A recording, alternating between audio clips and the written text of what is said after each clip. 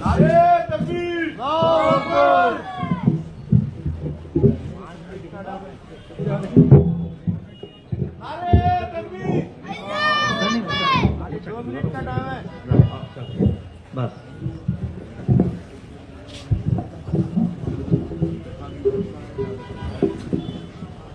औज़ु बिल्लाहि मिनश शैतानिर रजीम बिस्मिल्लाहिर रहमानिर रहीम अस्सलामु अलैकुम रहमतुल्लाहि व बरकातुहू। बोलो वालेकुम अस्सलाम।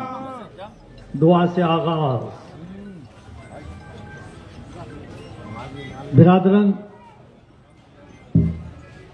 मेरे छोटे भाई, आपके अपने हमारे सबके हर दिल अजीज रुकने संभली हल्के कारवान जनाब कौसर मोहिउद्दीन साहब, शहनशीन पर बैठे हुए सारे कायदीन, कॉरपोरेटर, बुजुर्गों, नौजवान साथियों, पसे पर्दा सुनने वाली मेरी माओ बहनों, आज का यह इंतखाबी जलसे आम है।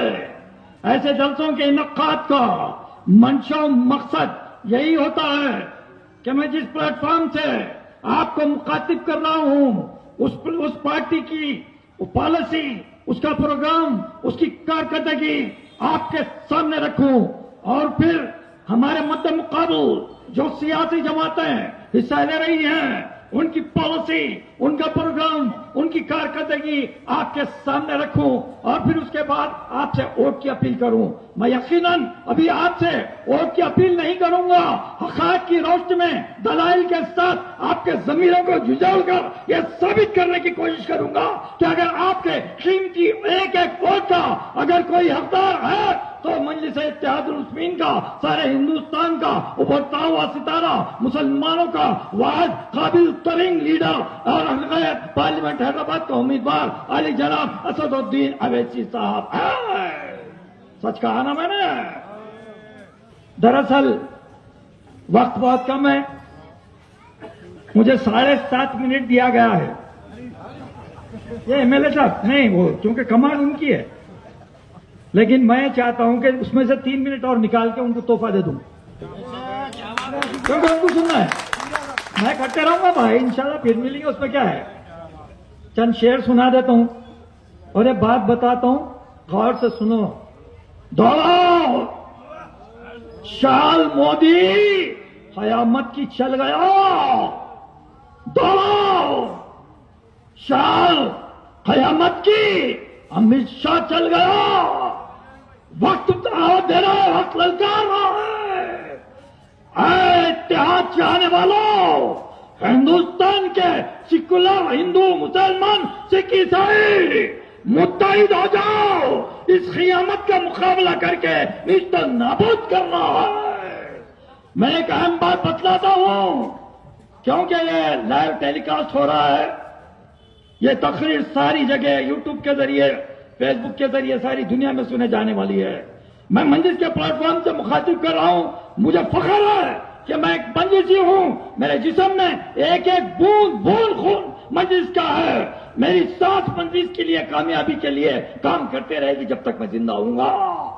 लेकिन मैं बताऊं कि ये जलसा सिर्फ मुसलमानों का नहीं है भाई, ये जलसा सारे भारतीयों को मुत्तहिद करने का, हिंदू, मुस्लिम, सिख, ईसाई हर किसी के लिए यह जलसा है। क्योंकि हम जो मसाइल पेश करते हैं, जो मामला बोलते हैं, वो हिंदुस्तान की इंसानियत के लिए कहते हैं, मजलूमों के लिए कहते हैं, परेशान लोगों के लिए कहते हैं, बेरोजगारों के लिए कहते हैं, खवातीन के लिए कहते हैं। क्या यह मसला सारे हिंदुओं का नहीं है? क्या यह मसला सिखों का नहीं है? क्या यह मसला ईसाइयों का नहीं है?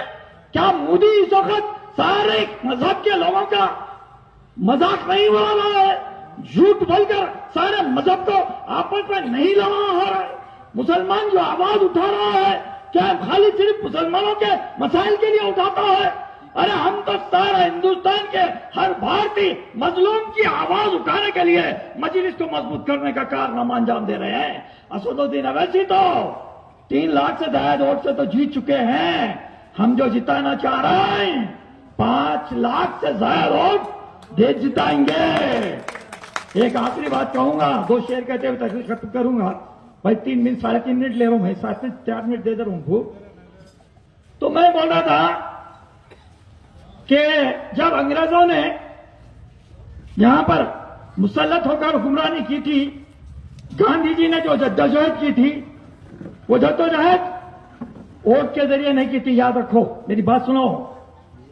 वोट अपनी जगह है, वोट की ताकत अपनी जगह है। जमहूरियत का सुतून वोट है, हमारा हक वोट है। वोट इस्तेमाल करना हमारे लिए लाजिम है, इससे कोई इनकार नहीं कर सकता। लेकिन हिंदुस्तान की आजादी वोटों से नहीं बल्कि सरों से हासिल की गई थी, सरों की ताकत बतलाई गई थी। गांधी जी डंडी मार्च लेकर निकले थे तो लाखों लोग पीछे थे। गांधी जी नमक मार्च किए थे, लाखों सर उनके पीछे थे। हिंदुस्तान में सारे मजहब के लोग करोड़ों की तादाद में अपने सरों को अंग्रेजों के सामने पेश किया, गोलियां खाई, लाठियां खाई, तशद्दुद नहीं किया। लेकिन ऐसी ताकत ये देख कर चलकर गांधी जी, मौलाना अबुल कलाम आजाद और अंबेडकर और नेहरू जी और कई बड़े बड़े लीडरों ने, सुभाष चंद्र बोस और कई लीडरों ने यह आजादी हासिल की। मैं बता रहा हूं, मजलिस वोट की ताकत के अलावा सरों की ताकत का नाम बनना है, सरों की ताकत है। लॉर्ड माउंटबेटन ने गांधी जी को देखकर कहा था कि ये शख्स बेशक इतना कमजोर नातवान है कि अगर इसको नीचे से ढकल दे तो नीचे गिर के ऊपर उठने को आना मुश्किल है, लेकिन यह हिंदुस्तान की ताकत है। इसलिए गांधी जी इतना कमजोर होने के बावजूद कि सारे हिंदुस्तान के जितने सर है वो इसके साथ है। तो सारे हिंदुस्तान के आखिरियत मजलूम और मुसलमान असदुद्दीन अवैसी के साथ है। ये काले अंग्रेजों के आजादी हासिल करना है। 10 साल अब मैं बोलना नहीं चाहता, जमीन को झिझोड़ दिया जाएगा तो दुश्मन बीजेपी को जिताने के बराबर होगा। एक भी वोट मुंतशिर नहीं होना चाहिए। 2 शेर कहते हुए अपनी बात खत्म करूंगा। अभी ना तुम लोग हिंदुस्तान में मुसलमानों तो लड़ना जरूरी है, जिंदा हो अगर तो जिंदा नजर आना जरूरी है। जिंदगी का नाम है, मुर्दा दिल क्या खड़ा किया करते हैं। आखिरी शेर वार्निंग दे रहा हूं, मोदी सुन ले, बहुत सिर है, तुझे ऐसर फिरे तूफान, मुझे भी सिद्ध है, तुझे पार करना है ना।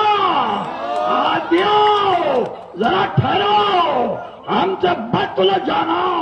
हम जो उठ खड़े होंगे धज्जियां उड़ा देंगे। वाखिर दवाना अल्हम्दुलिल्लाह रब्बिल आलमीन।